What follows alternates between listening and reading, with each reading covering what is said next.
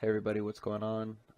In an effort to equip you with the knowledge and skill set, I guess, the overview, the insight to utilize and make the most out of Warcraft logs, I'm going to make a brief overview video that kind of highlights on all the popular features of the website. Full disclaimer, I don't claim to be an expert, don't know everything about this website. I spent a fair amount of time, playing around with it by myself and just learning things as I go. So let's go ahead and jump right in. In order to get to the website, go to your browser, go to warcraftlogs.com. This is what it's going to look like unless you already have your account set up. So just click sign up. You'll need an email address. You'll create a username and a password. I already have all of that made, so I'm going to go ahead and log in. Once you've logged in, you're going to notice a couple different features. So for me, I'm going to go ahead and pull up my warrior for the sake of this video. You can look up people, so you can search your characters. I have another character, Kashina. If I type in the name, if you have special characters, you're going to have to insert those special characters. But if you want to look up your alternative accounts, you can do that. It's going to tell you the realm and region. If I click here, I can look at logs that the guild I'm in has uploaded. Apparently there's a client for this. I'm gonna have to look into that. There's also your personal logs, so if you do stuff outside of raid night or whatever and you want to log yourself, talk to me, talk to Miyagi. We can help you get set up on how to do logs. The more people that log, the more accurate the information. It's statistics, so the more variables, the more concrete the data. I have both of these characters being tracked, so I can toggle in between the two of them. I can look at the reports, so if I want to go look at past raid nights from our guild kills, I can do that. I can look at our overall rankings as a guild, and this calendar feature I'm not too familiar with, but you can play around with it if you'd like to do such. On the character screen, let's go ahead and talk about some of the features here. You're going to see your item level, achievement points, last logout, so this is when your character last logged out. Last update, this is when someone came to this website and updated your account. So if I go ahead and click update, it's going to say a few seconds ago. Boom. You can see, so if you're ever looking up yourself or other players, for instance, you want to see if someone's worth inviting to your group, you can track their progress. You can see their overall performance on these kills, so it'll go by difficulty. If you look at normal, you have how many kills they've been logged for, either their best performance or an average of their performance. I'm not sure how these numbers work here. If I go to heroic, it's going to be the same thing. Kill count, combined average. Same thing for mythic. This is the gear that was pulled from your armory when you last logged out. Talents that you respect into. Stats. Stats are important. I'll talk about that more in depth here in a bit, but essentially you can look at it on a percentage basis. It's easier in my opinion to do it that way, or ratings. Ratings will just give you a flat hard number. The percentages. The reason this section here is important is because when I benchmark myself against other top performing Fury Warriors, I tend to like to know where my stats fall in comparison so that I can say, well damn, there's a pretty big difference. I would like to increase my haste maybe to be more competitive and see how that affects my overall damage. And then there's this here that I guess just shows recent drops and possibly kills and other such things from here. So this is just the overview of your character screen. You can become pretty familiar with it. There's not too much to know outside of that. One of the other main features that you're going to notice is if you come up here to this reports tab, open it up, you can look at raid tiers as a whole. The current tier we're in is Tomb of Sargeras, so you're going to want to be looking at this one predominantly. The main feature you're going to want to jump to is the rankings. From here, for the sake of this video, let's just assume that I'm looking at everything from a Fury Warrior perspective. Obviously, you would want to tweak that accordingly with your class and specialization, so I'm interested in how Fury Warriors are performing. I don't care about item level because I'm already 933. I feel I'm at a competitive standing. I have my best in slot legendaries. I want to know how I'm doing with every Fury Warrior possible, as you can see here. The item levels will vary. At the start here, your all-stars, this is people with the highest PvE score, meaning they either killed bosses quicker than others, they have higher parses, so probably most of these people have 100s for a lot of their fights. They parsed a 100, so they're setting the standard really high. They're the people that you want to look at to possibly compare your cast timeline with, or see if they're casting one ability more than you. You should probably look to fix it because they're the top players, right? So you're looking to learn from them. One of the cool features is that you can spec your talents on the fly based on majority of success for what people have done throughout the raid tier. So for me with Goroth, I can see that these talents here are what I want to be using. These are the most popular trinkets across the board. This is not a mandatory thing. Obviously, use your mind. This is kind of a guideline. Convergence of Fate is going to be a mandatory for a warrior. It may not be for your class. Umbral Moonglaive seems to be the other popular one, but as you can see here, you have Arcano Crystals. I think this is the Cradle of Anguish, so single target is obviously the focus on this fight. And then your top legendary, and you can see out of the top 10 people, the legendary combinations they were using. And you can do that for every single fight in the instance. That's important to note because a good raider is separated from a great raider by knowing when to spec for what. So if you want to change your talents on a fight to fight basis to really optimize for the instance, that's what mythic raiding is all about. So for Goroth, just as an example, I'm going to go ahead and compare myself to this Lobos character. They did 1.7 million damage. I think my damage for this fight is like 1.1 million. So there's a pretty significant difference there. So I'm going to go check him out. As you can see, he parsed for a 100 with a 100. So he's setting the standard for Fury Warriors on this fight, in that he must have been doing it really right. So another brief overview here. You have your summary tab. This is going to be all of the information for the kill.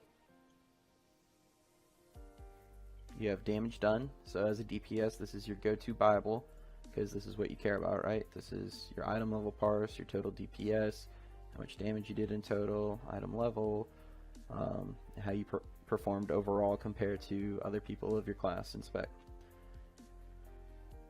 Healers, this is where you would go to look at healing done. Obviously it's a little different. Tanks too, damage taken, so this is where you would look at your damage taken. This prot warrior here mitigated like a boss. So I'm interested in this Lobos character, so I'm going to look at him in particular. And now you'll see here that I am focusing just on Lobos. So I'm going to go to cast because I want to see what he was doing. So Bloodthirst was his #1 damaging ability, or no, that would be his #1 cast ability. Raging Blow coming in behind it, Execute, Rampage, so on and so forth. You get the idea. So I want to see, well, what was he doing that was doing the most damage for him? Well, if I go to damage done, and since I'm focused in on him, I'm going to find out. So the majority of his damage came from Execute. Raging Blow would be next, Bloodthirst coming in third, and just plain old auto attacks coming in fourth. And you can get some detailed information of the breakdowns here. Nothing too surprising about that. I already know a pretty fair amount about my class, so looks like he got 35 casts off of Execute. It's pretty good. I can tell you right now, just because I was doing this video earlier and it didn't work for formatting issues, that's going to be more than mine when I go to compare it. The other cool thing is if I go to casts and I go to timeline, I'm now going to be given an overview of the entire fight on a action priority list. So he's going to start off the fight with his potion. He's going to charge in. He uses a macro for all of his damage abilities. If you don't have a macro set up, I would highly recommend it. The way the macros work is that if the abilities do not share a global cooldown, they can all be activated at the exact same time. This will help you keep all of your burst inside of a window instead of staggering them, with this being 2 seconds after this being 1 second after this, etc., etc.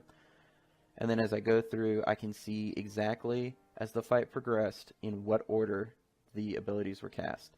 This is very, very important from a DPS perspective, because if someone is a top performing person in the class that's getting 100% maximum efficiency out of their class, right? They're getting all of the possible damage out. That would be what the 100 parse indicates, right? Then I would probably want to look to make my timeline match up with their timeline. So if I'm casting things out of order from theirs, then I should probably look to figure out why, and I'm probably doing it wrong because I'm not the one that's sitting at 100% parse.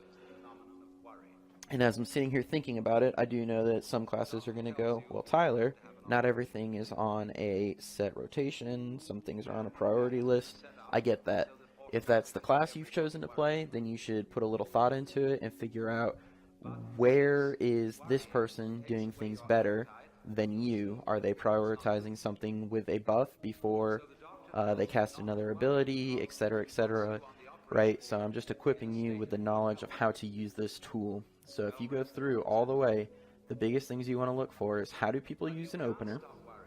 So all cooldowns, and then they go straight into their opener, which is going to be, for a warrior, it's going to be your Rampage, then your Bloodthirst Raging Blow, you're going to get your Odin Fury in at the beginning of that, then you're going to go straight back into it, you're going to do another Rampage, and you're just going to go down the list.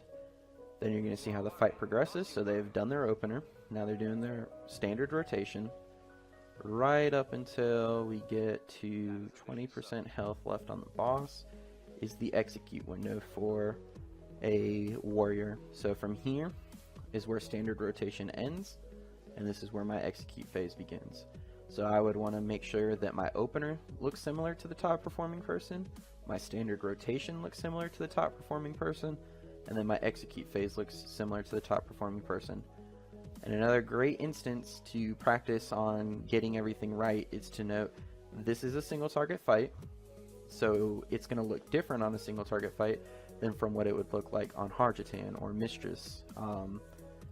And you know, you have 4 aspects to your character's damage. You have your opener, you have your single target rotation, standard rotation, you have multi-target standard rotation, and then you have your execute phase within both of those instances. So you might have an execute phase that looks one way for a single target and another way for multi-target.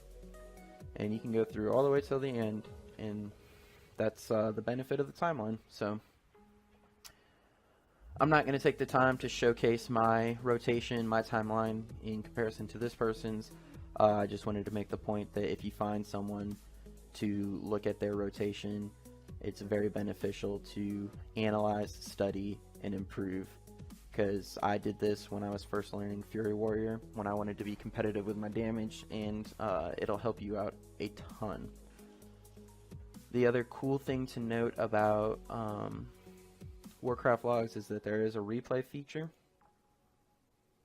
So if you click replay, the little film strip up at the top right, you're then going to come down and select play. Now I want to focus on what Lobos is doing, the Fury Warrior. For you, you might be picking someone else of your class, obviously. So I'm going to click here in these frames, Lobos, and I now get to track what this person's doing, what abilities are doing the most damage, and where he's positioning himself throughout the fight.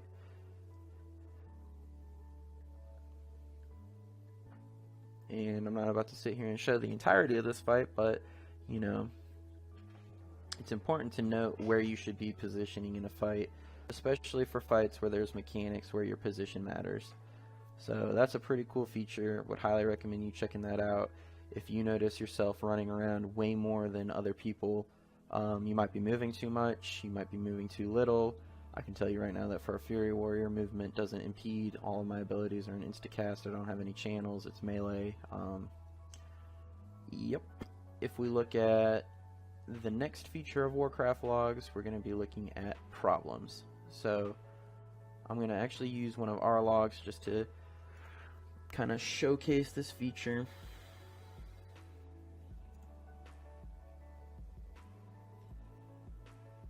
Now I've gone to our raid, so I've gone to Crimson Onslaught, and this is just I'm gonna just take a shot in the dark and say the 10 most recent reports. Let's look at Mythic TOS, where we killed Goroth, we killed Demonic Inquisition, we killed Harjaden, and then we had a couple pulls on Sisters. So we'll start off with Goroth. And I want to look at this Problems tab, the puzzle piece, you know.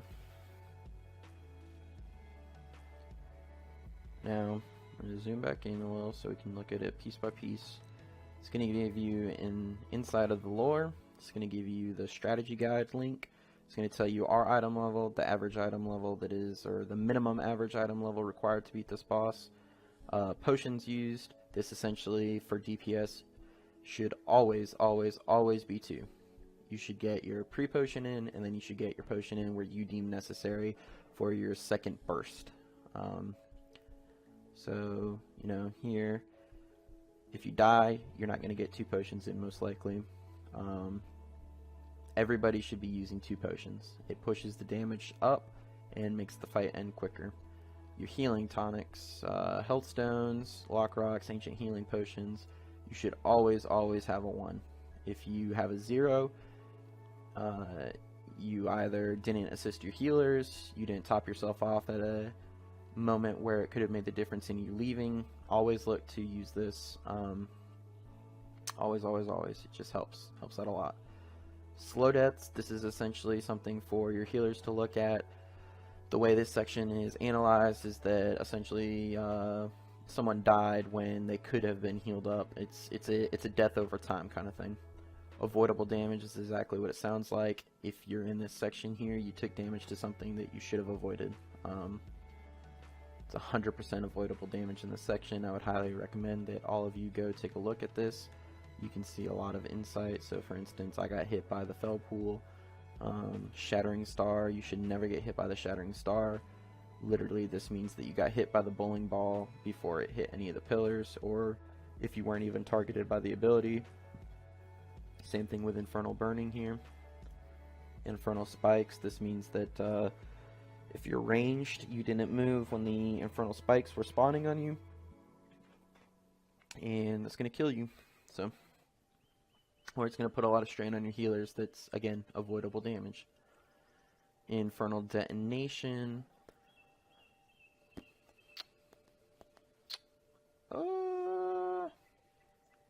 Yeah.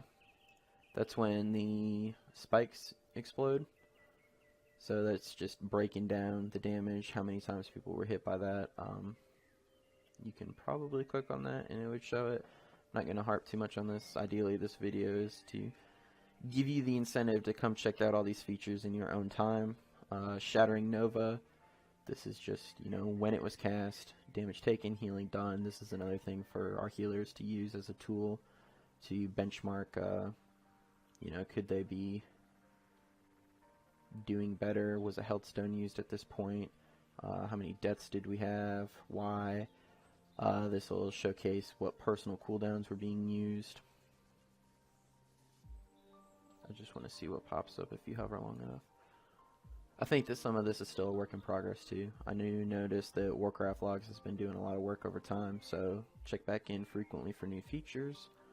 Reign of Brimstone, again, this is, you know, at every instance of the Reign of Brimstone, how many people were soaking.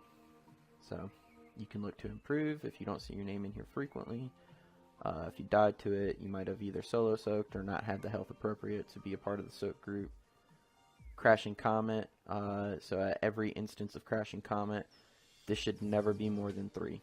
If it's more than 3, someone hit other players with Crashing Comet. So just as an example,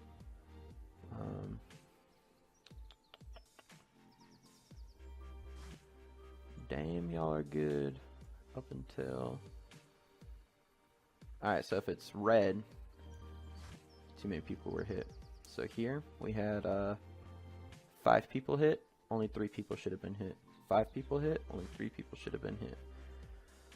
And I think that this is for the same one. I think this is just the debuff ticking multiple times to indicate that, you know, too many people were hit.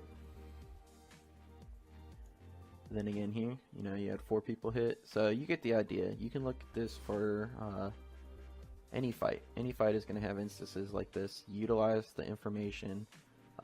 Go back, look at if it was you that was hitting too many people.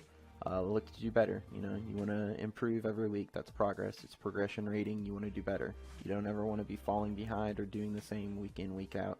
Unless you're already sitting at the top, then you're doing it right. One of the other cool features is you can do a comparison.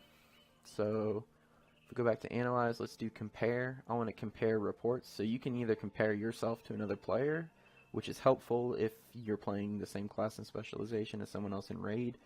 It'll break things down. So like if you go to CAS,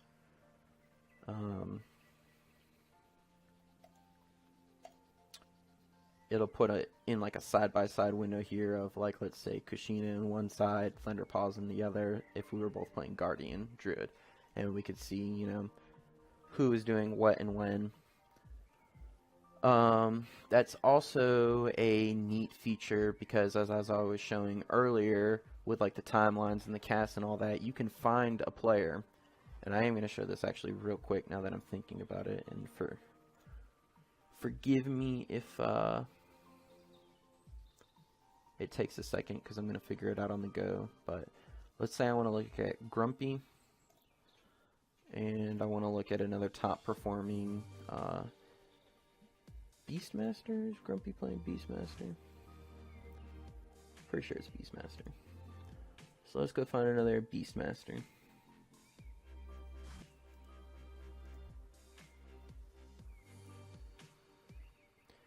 And this will kind of be a quick overview of how you can do this. I'm going to pick someone from the US just so that everything stays in the same language. So we're going to look at Ozeg. And I'm going to grab their Warcraft tag here. So you'll notice that I need after the backslash up until all this other BS. I'm going to come back here. I'm going to do a compare. And I want to compare reports. Compare with URL.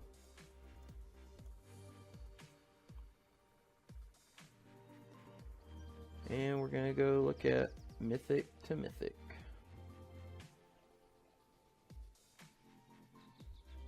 We're going to look at damage done. And you're going to see them side by side.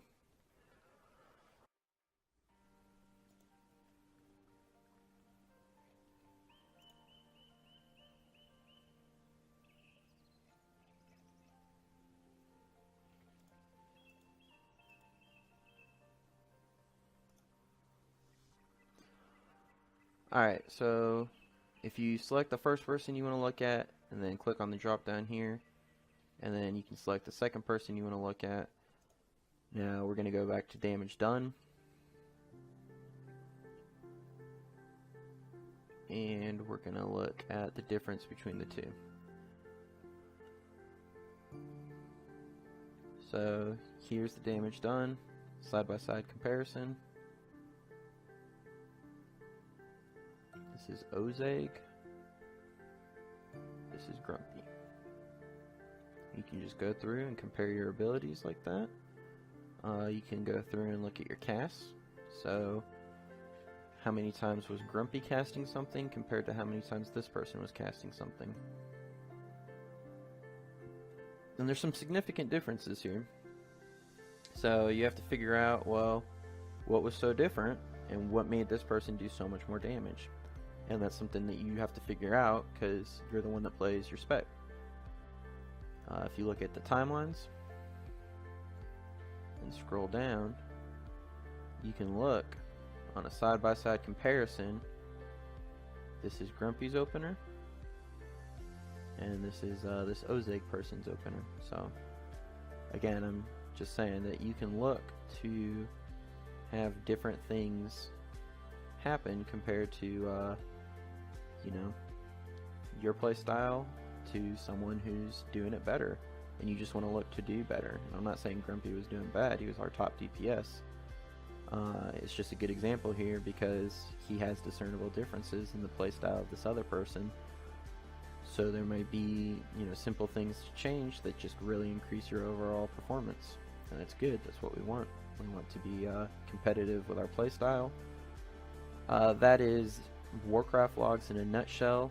I'd just encourage you guys to get on here, start messing around with it. If you have questions, just ask them in that workshop channel on our Discord. There's a ton of people with a ton of insight who will be more than happy to help engage in discussion. Hopefully, we'll all learn something here throughout our time discussing these things, and we'll see, great results and higher turnout in higher DPS, consistency, performance.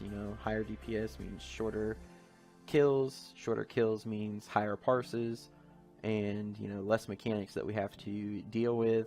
A lot of these bosses are designed and developed to be harder as the fights go on, so we want to be competitive with our DPS. The short-term goal for right now is to have all of our DPS parsing at 50% or higher on every pull. Consistency is everything. Bring 100% every time, even on the wipes. And if we get to that kind of mindset and that kind of performance, we will notice a significant difference in our raid environment. And it's fun. It's fun to be competitive. You're competitive in a sports environment. You're competitive in your work environment. Progression raiding is all about competition and having fun with it. That's the difference with our guild. We like to have fun with it. We like to encourage and help each other out, lift each other up. Don't look to put people down. If you notice someone's doing something that you could help them improve on, by all means reach out and show some love and compassion. Let's all have fun with it. We're doing great. Let's keep it up. Appreciate y'all taking the time to watch this video. I hope you learned a thing or two. If not, then you're already the expert that should be helping the other people in our raid learn. Thanks for your time, guys.